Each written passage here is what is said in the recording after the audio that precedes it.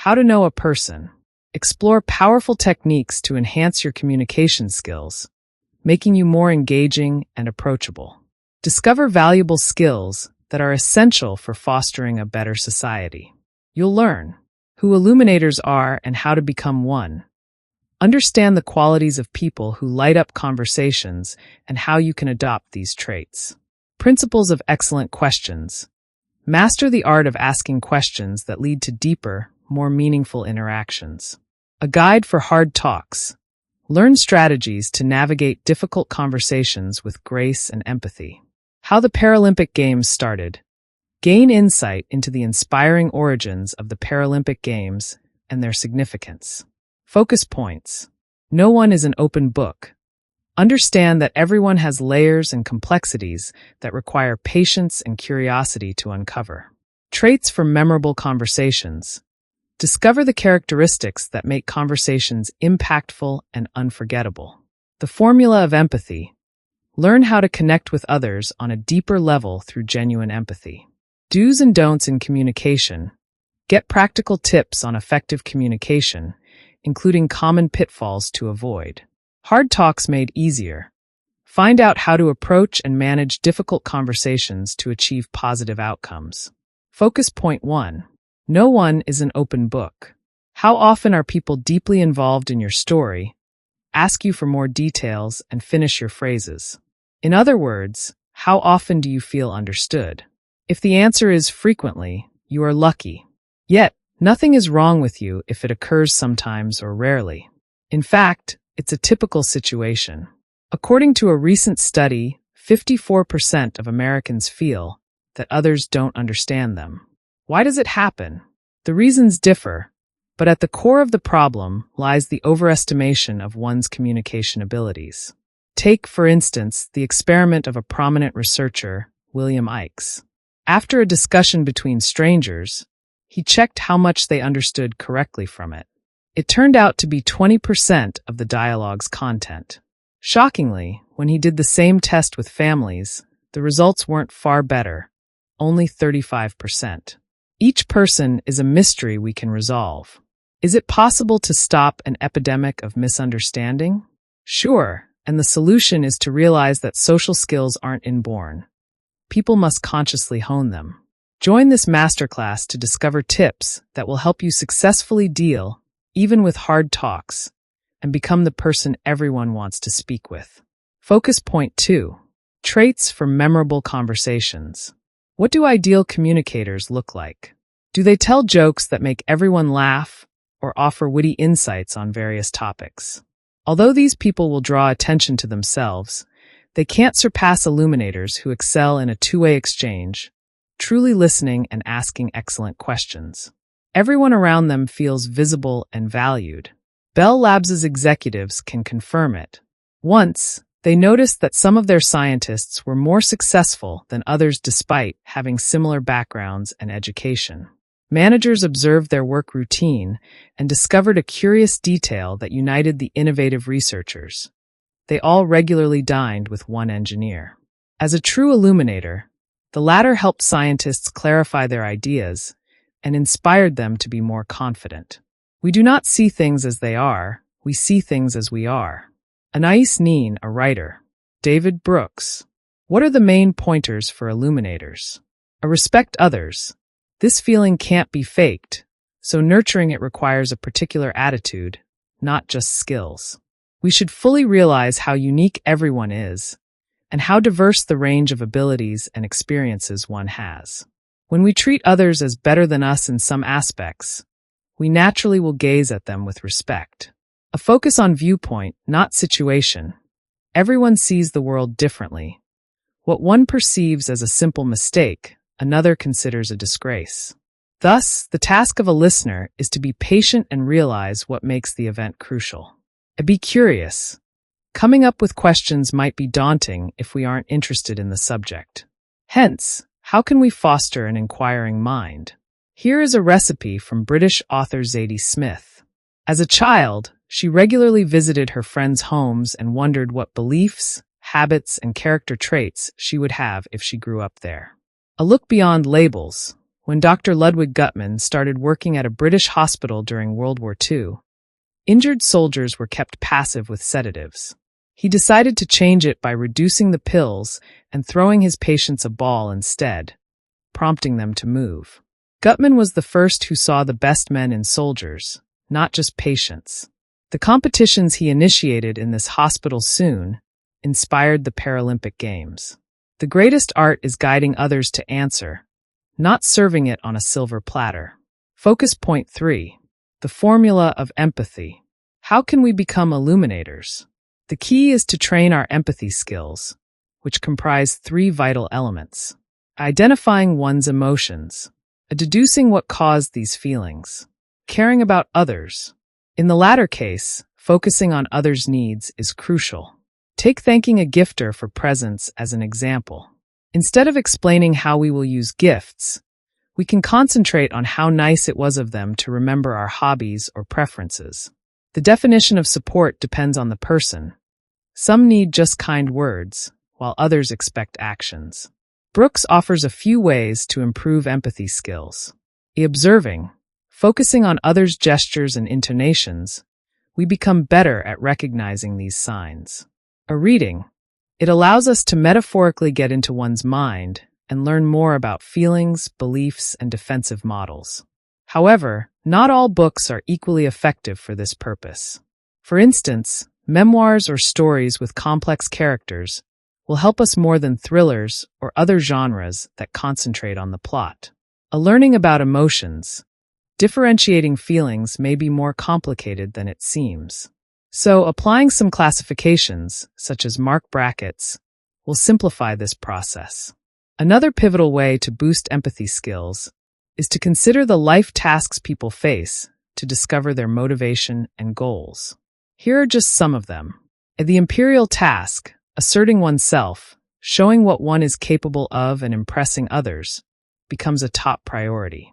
People with this aim may be self-centered and view the world as a competition where the winner takes it all. At the interpersonal task, it consists of finding one's tribe and fitting it. In this case, people describe themselves through relationships with others and highly depend on external validation. A career consolidation, the main aim is to master a specific field. People become more individualistic and are ready to go against the tide for their interests. At the generative task, this task involves helping the world and guiding others as a parent or leader. Did you know? Mirroring is essential for empathy. So, Botox injections into the forehead, which make people unable to furrow their brows, may worsen one's skills in recognizing some feelings like worry. Focus point 4. Do's and don'ts in communication. Empathy lays the foundation, but to build a good conversation, we should also know some principles. Our attention is a limited resource. As the average speed of speech is high, we should entirely focus on someone's message to process it. Consequently, we can't listen to others and think about our past or future events. Similarly, it's helpful to pause before answering to ponder your response. If we formulate it while someone is speaking, which is often the case, we may miss an essential part of the conversation. Familiar topics are the most popular. Although sharing new information seems like a winning strategy, it won't engage others as much as the issues they are attached to. So we should try to find something crucial for a person in any conversation. For instance, if someone wears a t-shirt with a football team logo, a question about it will be an excellent icebreaker. A clarification is important, but how we do it is vital. Many experts recommend restating some key speakers' ideas from time to time to ensure we understand their point correctly. Yet, avoiding repeating is crucial.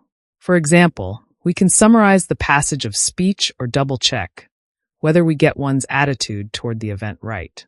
People need signs of listening. Nodding your head, leaning forward, and commenting are essential for smooth and deep dialogue. Telling about our similar experiences isn't always beneficial. It may seem like supporting a dialogue, but more often, it's a way to shift attention to ourselves. Each situation is unique, and we should treat it correspondingly. Another critical skill is asking the right questions, which are the drivers of dialogue. How do we opt for the correct ones? Choose a humble, not a superior stance. Instead of asking, "Where did you come from?" which sounds a bit like an interrogation, we can start with, "Please tell me about." Or avoid close-ended questions. They limit people's choices and frame the answer. For example, asking, "Do you feel less worried today?" reduces the whole spectrum of emotions to just one. So it's better to start questions with how. A refrain from vagueness. "What's up?" provides room for discussion about numerous things, and this range of answers might overwhelm people, discouraging them from speaking. Alternatively, we can use phrases such as "What's it like?" or "In what ways?" Avoid a static mindset and constantly update your beliefs about others. Focus point 5. Hard talks made easier. Different views on the world turn arguments into natural parts of communication. So instead of avoiding them, we should learn how to handle them correctly. The first step is considering historical and social backgrounds. A discussion in which David Brooks took part illustrates this idea vividly. One of the participants, a scientist, mentioned criticism of the exact representation of Black Americans' history in textbooks as an example of the culture war. Brooks agreed with this definition. At the same time, he decided to switch the discussion to what, in his opinion, lay at the core of this criticism: traditional and progressive values. Yet, the scientist protested. In afterthought, Brooks realized that he failed to consider social stratification in this conversation. As equality is still only ideal, some groups are more influential, while others don't have such privileges. Being a journalist of elite media, Brooks seemed to defend the system that benefited him by switching topics so rapidly. It could irritate the scientist who has striven for justice. This story also illustrates another crucial point: 2 levels of dialogue. Your official dialogue includes expressions people use. Actual communication comprises emotional exchange. Some phrases coincide with our beliefs and values, fostering safety, while we perceive those that contradict as threats. People can mean different things when using the same words, so don't hesitate to clarify these personal interpretations. Sometimes, conversations become too emotional. What should we do in these cases? Get aware. We should pause, mentally distance ourselves from the argument, and ask, what has brought us to this heated discussion? Use the splitting method. It's crucial to clarify our intentions, and one of the best ways is to say first what we didn't intend to do, like to diminish one's view.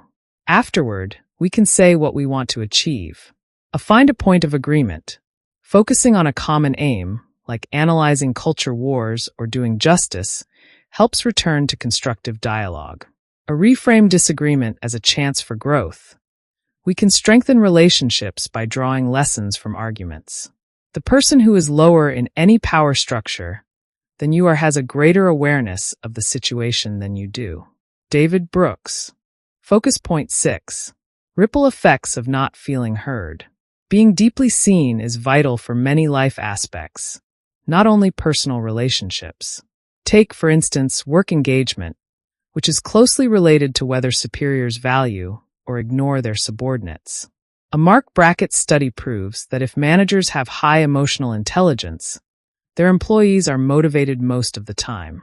According to 2021 McKinsey's research, the majority change jobs to find a place where they will be valued, not paid more. Moreover, social skills impact the functioning of the entire society. Let's consider data about the USA.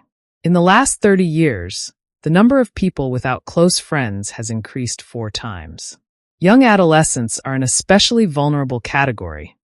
61% of them experience loneliness regularly. A bad mood is hardly the only consequence of these tendencies. Due to a lack of appreciation, people may shut down and respond in 2 ways. They might experience constant self-doubt and insecurity. They could become more suspicious and see each inconvenience as an attack on their dignity. As a result, they are easily irritated and can go to great lengths to prove they are right. For instance, some U.S. hospitals struggle to find nurses because of rude patients. Additionally, a mistrustful attitude is fertile soil for conspiracy theories and undermining social trust. Moreover, Brooks notices the correlation between being unseen and the politicization of many aspects. He argues that when people feel disregarded, they might perceive politics as a tool to become heard. Supporting a party also offers a sense of belonging, which is a valuable asset, especially for those who feel lonely. However, it can't satisfy the need for appreciation and emotional support. How can we improve social skills at the national level? Brooks believes that making moral formation a part of education is a solution. What exactly does it mean? Nurture the culture of helping each other, decreasing selfishness, or assist teenagers in finding their purpose and having a meaningful life. Train emotional intelligence and social skills to foster strong and healthy relationships. American schools provided moral education until the 1940s, when the focus shifted from building character to preparing for career success. Now, we all face the results of this innovation. Morality is more than abstract rules. It's the way to have a truly fulfilling life. Conclusion: when we think about heroes, many picture someone like George Washington or a Marvel protagonist. They are disciplined, confident, and calm. Their emotions are harnessed and bottled up. This image has been dominant for a long time. Yet what if we switch to another model? While we need classic heroes during crises, the acceptance and recognition that Illuminators provide are in demand daily. Being respectful, attentive to others, and caring is as essential as being bold, strong, and intelligent. Moreover, as relationships play a pivotal role in our life satisfaction, skills that enable us to hear others and be heard should be our top priority. Thus, if you are looking for a way to prove yourself, remember that a chance for a heroic act occurs each time you meet someone. Illuminators are heroes of our time. Recommendations: practice active listening. Make a conscious effort to listen more and speak less in conversations to truly understand the other person. Ask open-ended questions. Encourage dialogue by asking questions that require more than a yes or no answer. Show empathy. Put yourself in the other person's shoes to better understand their perspective and feelings. Prepare for difficult conversations. Before a hard talk, plan your approach and consider the other person's potential reactions. Learn about Illuminators. Study the qualities of people who excel in making others feel valued and try to incorporate these traits into your interactions. Reflect on communication. Regularly assess your communication style and look for areas of improvement. Explore inspirational stories. Read about the origins of the Paralympic Games and other inspiring stories to gain new perspectives on resilience and determination. Recall some recent conversations and come up with questions that could have made them better. While commuting to work, try to determine what people around you feel. Read a novel to learn more about others' beliefs and points of view. As we conclude this journey, remember that language is magical. It connects us, bridges cultural divides, and allows us to express our deepest feelings. Let's cherish the beauty and power of language and continue to explore new audiobooks, uncovering new insights and forging meaningful connections. Stay tuned and keep on exploring knowledge on our channel Media Deem, folks. It's the key to a world of wonder and wisdom. Keep listening and incorporating the knowledge into your conversations. The more you listen, the better you speak. See you next time.